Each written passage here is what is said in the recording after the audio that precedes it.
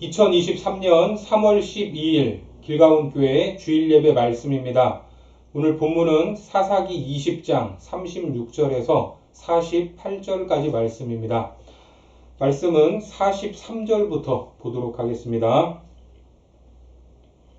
그들이 베냐민 사람을 에워싸고 기브아 앞 동쪽까지 추격하며 그 쉬는 곳에서 짓밟음에 베냐민 중에서 엎드러진 자가 18,000명이니 다 용사더라. 그들이 몸을 돌려 광야로 도망하였으나 림몬 바위에 이르는 큰 길에서 이스라엘이 또 5,000명을 이삭 줍듯 하고 또 급히 그 뒤를 따라 기돔에 이르러 또 2,000명을 죽였으니 이날에 베냐민 사람으로서 칼을 빼는 자가 엎드러진 것이 모두 25,000명이니 다 용사였더라. 베냐민 사람 600명이 돌이켜 광야로 도망하여 림몬 바위에 이르러 거기에서 넉 달 동안을 지냈더라. 이스라엘 사람이 베냐민 자손에게로 돌아와서 온 성읍과 가축과 만나는 자를 다 칼날로 치고 닥치는 성읍은 모두 다 불살랐더라. 오늘은 하나님의 승리마저 퇴색시킨 이스라엘이라는 제목으로 하나님 말씀 전하겠습니다. 말도 안 되는 사건들이 계속되는 사사시대의 이스라엘의 모습은 어디까지 떨어져야 끝인지 알 수 없는 그런 암울한 상황이었습니다. 12명의 사사 이야기 이후에 등장한 이스라엘의 한 가정, 한 지파, 그리고 이스라엘 공동체 전체의 모습은 이것이 과연 하나님의 백성이라고 말할 수 있는가라는 의문이 들기에 충분했습니다. 그 백성들이 잘못된 길을 갈 수도 있죠. 그러면 그 순간에 그래도 정신을 차리고 바른 말을 하고 올바른 길로 인도해야 할 사람들이 누굽니까? 영적 지도자들입니다. 그런데 이 시대의 영적 지도자, 레위 사람들이 어떤 모습을 보이고 있습니까? 돈을 쫓아서 살아가고 있었던 것입니다. 한 레위 청년은 여기저기 떠돌아다니면서 자기를 필요로 하는 곳에서 종교의 일을 감당을 하고 있었습니다. 그러다가 오갈 곳 없던 자기를 미가가 가정 제사장으로 삼아 주었는데 단 지파에서 스카웃 제의를 하니까 금방 거기로 넘어가 버렸습니다. 개인 제사장보다는 한 지파의 제사장을 하는 것이 더 큰 성공인 것 같았고 대우도 훨씬 좋았기 때문입니다. 사사기 18장 19절과 20절에 보니까 그들이 그에게 이르되 잠잠하라 내 손을 입에 대라 우리와 함께 가서 우리의 아버지와 제사장이 되라. 내가 한 사람의 집에 제사장이 되는 것과 이스라엘의 한 지파 한 족속의 제사장이 되는 것 중에서 어느 것이 낫겠느냐 하는지라. 그 제사장이 마음에 기뻐하여 에봇과 드라빔과 새긴 우상을 받아 가지고 그 백성 가운데로 들어가니라. 이처럼 레위 사람이 일말의 양심도 없이 미가의 집에 있던 것들을 훔쳐서 단 지파로 가게 됩니다. 그리고 이어서 나온 또 한 사람의 레위 사람은 첩을 거느리고 있었죠. 그것이 일상이었기 때문에 전혀 이상할 것이 없는 그런 분위기였던 겁니다. 그런데 그 레위 사람이 첩과 함께 집으로 돌아가던 도중에 베냐민 지파의 기브아에서 하룻밤을 머물게 되는데 동네 불량배들이 찾아와서 레위 사람과 동성애를 요구했던 겁니다. 그런 상황에서 레위 사람이 택한 것은 자기를 대신하여 자기 첩을 불량배들에게 강제로 내어준 것입니다. 결국 그 여인은 밤새 윤관을 당하고 죽게 되는데 너무나도 안타깝고 천인공노할 일이 벌어진 것이죠. 어떻게 하나님의 백성들이 거하는 이스라엘 땅에서 이런 일이 일어날 수 있습니까? 하지만 레위 사람의 입장에서 보면 이 사건을 처음부터 들추자면 창피한 일이기도 했습니다. 그런데 이 사람은 그 여인의 시신을 토막을 내어 이스라엘의 각 지파로 보냈습니다. 사사기 19장 29절과 30절을 보겠습니다. 그 집에 이르러서는 칼을 가지고 자기 첩의 시체를 거두어 그 마디를 찍어 12덩이에 나누고 그것을 이스라엘 사방에 두루 보내매 그것을 보는 자가 다 이르되 이스라엘 자손이 애굽 땅에서 올라온 날부터 오늘까지 이런 일은 일어나지도 아니하였고 보지도 못하였도다. 이 일을 생각하고 상의한 후에 말하자 하니라.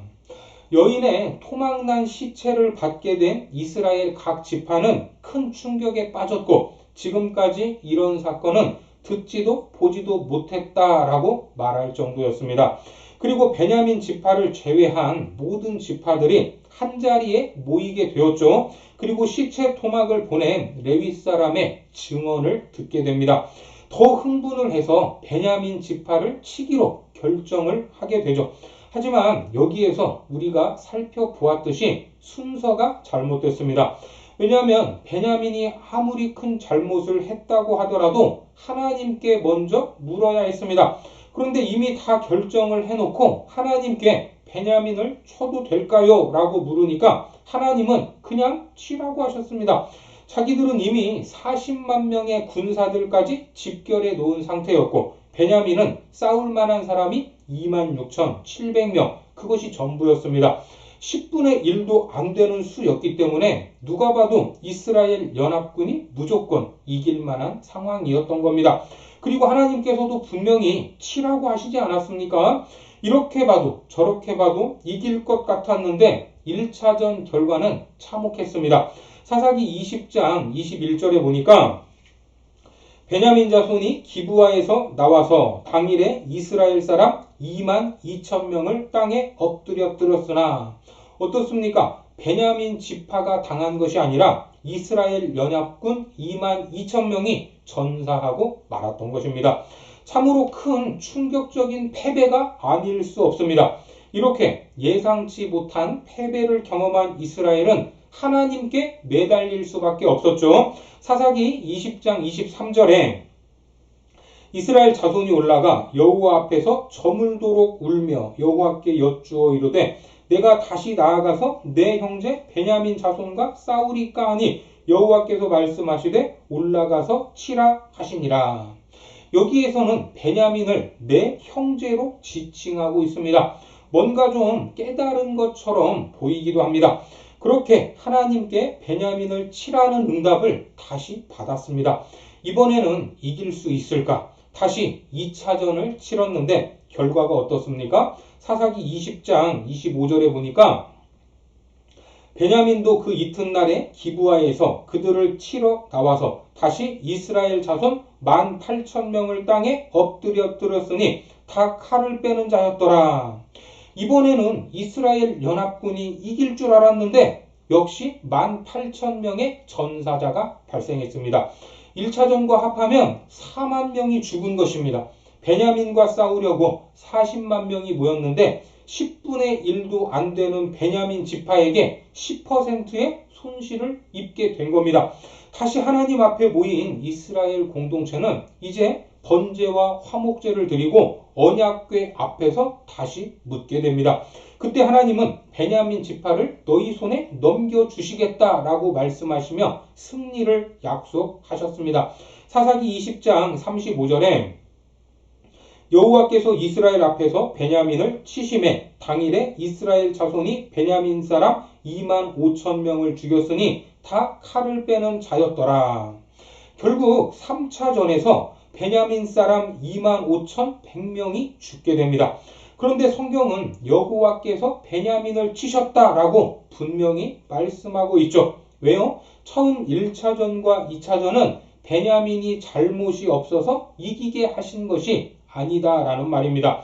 처음에 하나님께 묻지도 않고 자기들은 깨끗하다고 생각했던 이스라엘 공동체를 두 번의 전쟁에 걸쳐 심판을 하셨고 마지막까지 불량배를 내놓지 않았던 베냐민 지파도 심판하셨던 것입니다. 이 모든 것이 결국 어느 손에? 하나님의 손에 있는 것입니다. 이렇게 전쟁은 이스라엘 연합군의 승리로 끝났는데 성경은 여기에서 멈추지 않고 한 가지 사건을 더 이야기하고 있습니다. 그것이 바로 오늘 본문입니다. 본문 36절과 37절을 보면 이에 베냐민 자손이 자기가 패한 것을 깨달았으니 이는 이스라엘 사람이 기브아에 매복한 군사를 믿고 잠깐 베냐민 사람 앞을 피하며 복병이 급히 나와 기브아로 돌격하고 나아가며 칼날로 온 성읍을 쳤음이더라. 1차전과 2차전에서 대승을 거둔 베냐민은 이번에도 승리할 수 있을 것이라는 자신감이 있었을 것입니다. 하지만 하나님이 손을 대시는데 어떻게 그들이 이길 수 있겠습니까? 결국 이스라엘 연합군의 매복 작전에 무너지기 시작하는데 그 내용이 자세히 기록되어 있습니다. 38절에서 42절까지입니다. 처음에 이스라엘 사람과 복병 사이에 약속하기를 성읍에서 큰 연기가 치솟는 것으로 군호를 삼자 하고 이스라엘 사람은 싸우다가 물러가고 베냐민 사람은 이스라엘 사람 30명가량을 쳐 죽이기를 시작하며 이르기를 이들이 틀림없이 처음 싸움같이 우리에게 패한다 하다가 연기 구름이 기둥같이 성읍 가운데에서 치솟을 때에 베냐민 사람이 뒤를 돌아보매 온 성읍에 연기가 하늘에 닿았고 이스라엘 사람은 돌아서는지라. 베냐민 사람들의 화가 자기들에게 미친 것을 보고 심히 놀라 이스라엘 사람 앞에서 몸을 돌려 광야 길로 향하였으나 군사가 급히 추격하며 각 성읍에서 나온 자를 그 가운데에서 진멸하니라. 오늘 본문에서는 지난 시간에 이어 어떻게 전투가 벌어졌는가를 자세히 묘사하고 있는데 이스라엘 연합군이 성읍에서 나온 베냐민 사람들에게 지는 척 하면서 이들을 최대한 성에서 멀리 끌어냈던 겁니다.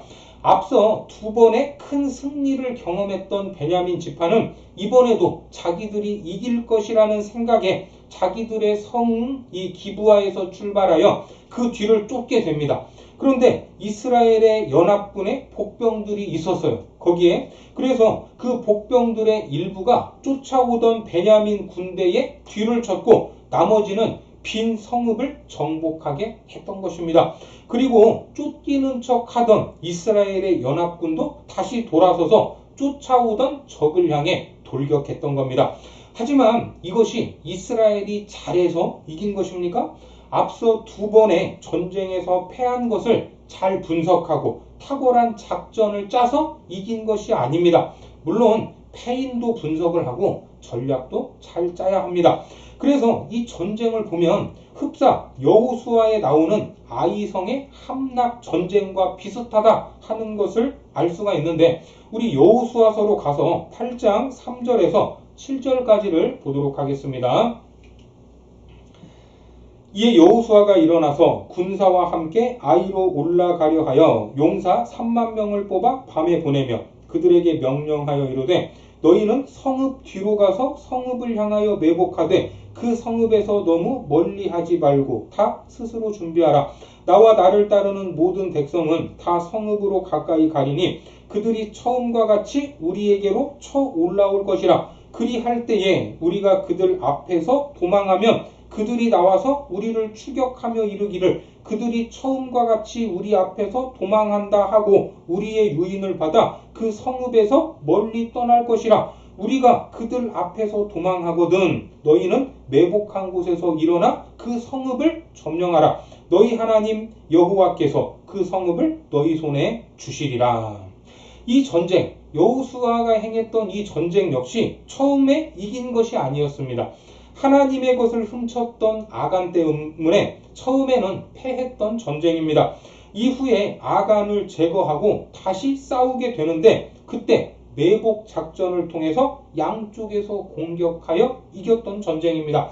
마찬가지로 처음에는 패했지만 다시 추스르고 3차전을 치른 이스라엘 연합군은 흡사 아이성 전투를 연상하게 하는 작전을 사용하고 있었습니다. 본문으로 가셔서 43절과 44절을 보겠습니다. 그들이 베냐민 사람을 에워싸고 기브아 앞 동쪽까지 추격하며 그 쉬는 곳에서 짓밟음에 베냐민 중에서 엎드러진 자가 18,000명이니 다 용사더라. 이렇게 앞선 역사에서 성공한 전쟁이 연상되도록 싸워서 이겼다 하는 것은 뭔가 긍정적인 느낌을 주지 않습니까?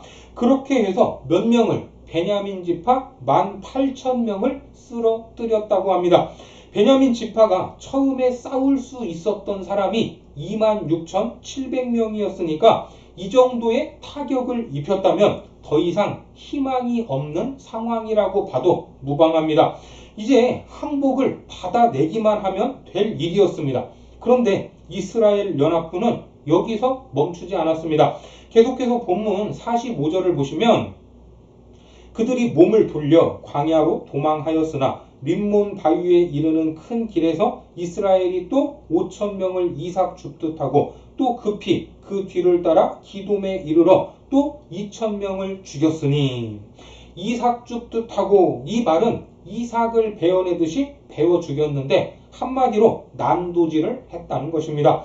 패배한 베냐민이 광야로 도망을 쳤는데 그들을 쫓아가서 쫓아가고 5,000명 또 쫓아가서 2,000명을 죽였던 겁니다. 결국 몇 명을 죽였습니까? 사사기 20장 35절에 여호와께서 이스라엘 앞에서 베냐민을 치심해 당일에 이스라엘 자손이 베냐민 사람 25,000명을 죽였으니 다 칼을 빼는 25,100명을 죽였으니 다 칼을 빼는 자였더라. 자, 베냐민에서 싸우려고 했던 사람들이 처음에 26,700명이었는데 그 중에 25,100명이 죽었습니다. 그런데 최종적으로 남은 사람이 몇 명이라고 합니까? 본문으로 가셔서 47절을 보시면 베냐민 사람 600명이 돌이켜 광야로 도망하여 림몬 바위에 이르러 거기에서 넉 달 동안을 지냈더라. 이제 몇 명 남았습니까? 600명이 남았다고 합니다.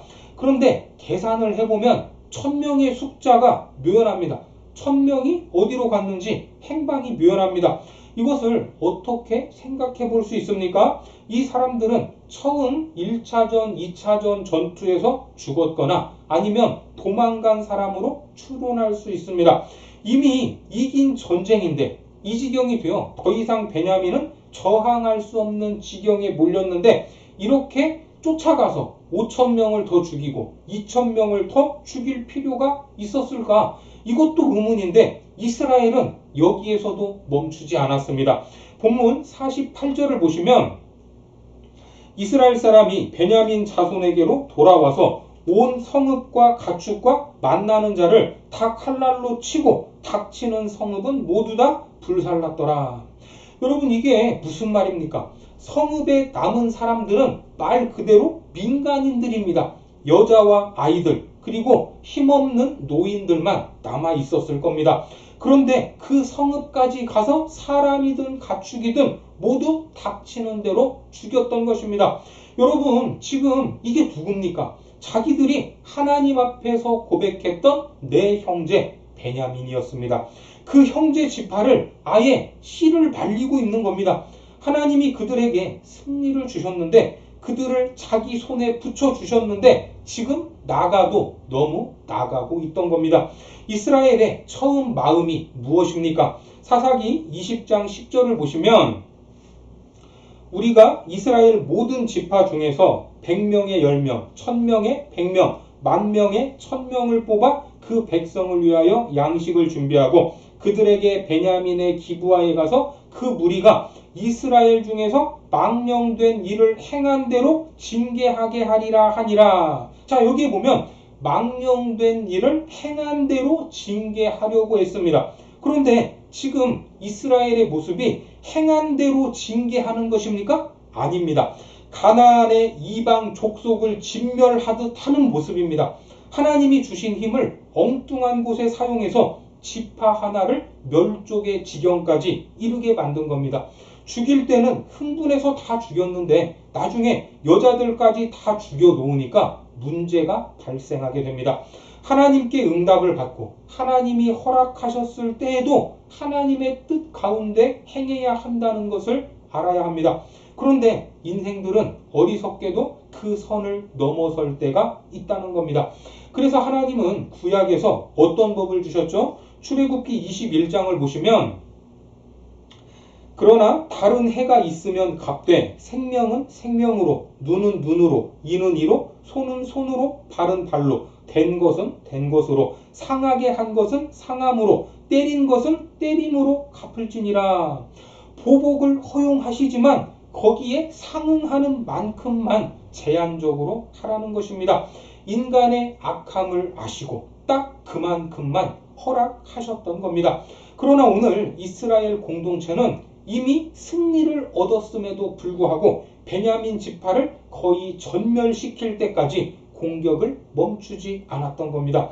그들은 베냐민이 행한 대로 징계한다라고 시작을 했지만 그 징계에는 무엇이 없습니까? 하나님이 없었습니다. 신약의 언어로 표현을 하자면 사랑이 없었던 겁니다. 하나님이 없으니까, 형제를 향한 사랑이 없으니까 모든 것이 잘못 돌아갈 수밖에 없는 것 아니겠습니까? 형제가 아무리 잘못을 했어도 이방인을 다루듯 그렇게 해서는 안 될 일이었다는 겁니다.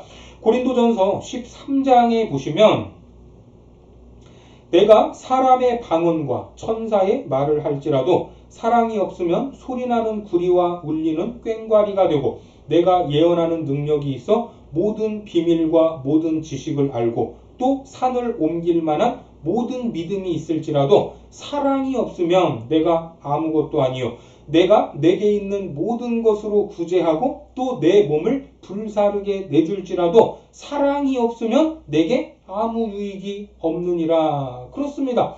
그러니까 이 말씀을 오늘 이 본문의 상황으로 바꾸어서 말한다면 아무리 좋은 명분이 있어도 아무리 하나님께 기도 응답을 받았어도 아무리 내가 옳고 상대방이 100번 잘못했어도 무엇이 없으면 사랑이 없으면 아무것도 아니다라는 말입니다.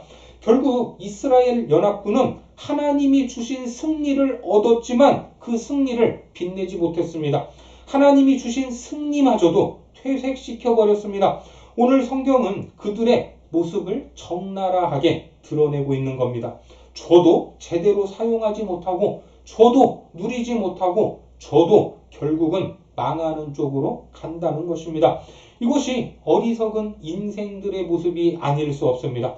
그래서 인류의 역사를 표현하는 여러 가지 문장이 있지만 그중 대표적인 것이 인류의 역사는 전쟁의 역사다라는 겁니다. 총칼을 가지면 다른 사람들을 죽이고 그렇게 죽은 자들은 다시 더 큰 보복을 하게 됩니다. 그렇게 죽고 죽이는 전쟁의 역사가 인류의 역사 아닙니까?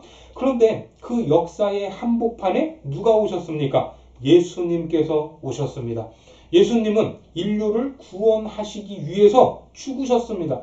그 죽음으로 구약의 모든 율법을 완성하셨던 겁니다. 로마서 13장 10절에 보니까 사랑은 이웃에게 악을 행하지 아니하나니 그러므로 사랑은 율법의 완성이니라. 그렇습니다. 우리는 다른 사람들에게 악을 행하지 않는 것이 당연한 일이지만 더 나아가서 사랑을 행하는 자리까지 가야 합니다.